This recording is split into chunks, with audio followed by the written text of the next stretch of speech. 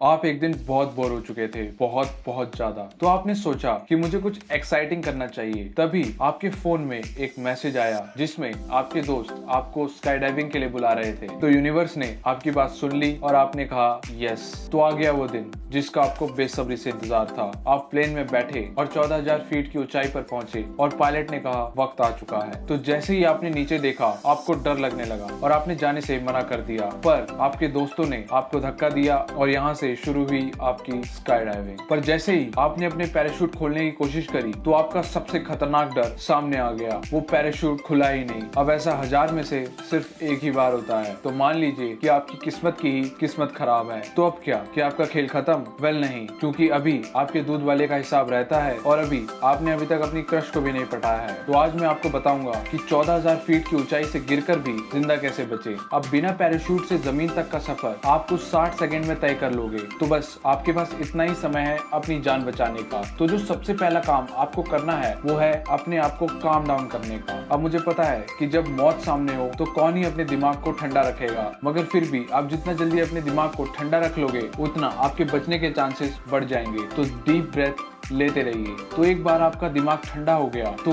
आप अपने गिरने के समय को बढ़ाओ। वो आप कैसे करोगे? एक एक्स शेप बनाकर। तो अपनी बॉडी को कुछ ऐसे प्लेस करो, इससे आपकी एयर रेसिस्टेंस बढ़ जाएगी और आपके गिरने की रफ्तार कम हो जाएगी।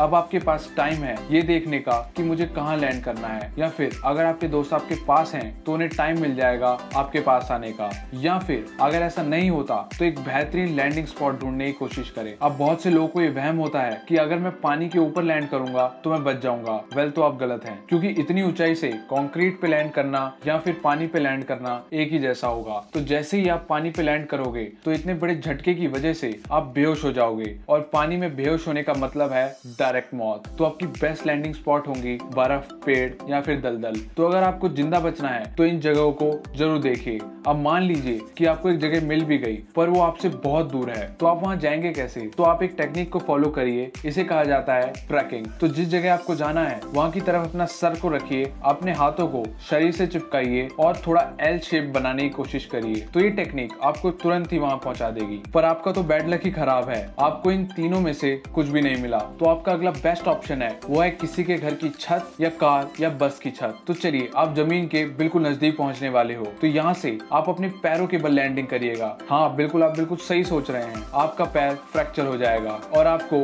कई चोटें भी आएंगी, पर आपका वो फ्रैक्चर सही हो जाएगा। उम्मीद तो यही है। और इस बात का भी ध्यान रखिएगा कि अपने सर को हाथों से ढक लीजिएगा, क्योंकि अगर सर में कुछ हुआ तो फिर ऊपर ही आंखें खुलेंगी। तो अब आपकी किस्मत अच्छी थी, क्योंकि आपने स्काई डाइविंग करने से पहले मेरी इस वीडियो को देख लिया था और आप बच गए। यस, अब आपका दूध वाला भी खुश है और आपकी क्रश भी इतने डेयरिंग स्टंट से पटी जाएगी। सो देखा कैसे मेरे चैनल ने आपको सुपर हीरो बना दिया। अब आपके मन में सवाल आ रहा होगा कि क्या कभी किसी ने ऐसा किया है? वेल, तो 42 साल के स्काई ड्राइवर ल्यूक एक्सिन ने 25,000 फीट की ऊंचाई से बिना पैराशूट के नेट पे लैंड किया था, और आज बहुत से लोग ये कर रहे हैं और ये एक आम बात बनती जा रही है। तो क्या आप कभी स्काई डाइविंग करोगे? हमें कमेंट सेक्शन पे जरूर बताएं, और इस वीडियो को ज्यादा से ज्यादा शेयर भी करें ताकि हम आपके दोस्त की भी जान बचा सके। और अगर आपको लाइक और सब्सक्राइब का बटन दिख रहा है तो उसे भी दबा दीजिए, एज इससे हमें बड़ा सपोर्ट मिलता है। और जब आपने इतना ही कर दिया है तो आप उस बेल आइकन को भी छोड़ रहे हैं, उसे भी दबा दीजिए। So in the end, take care, जय हिंद and thanks for watching. See you next time.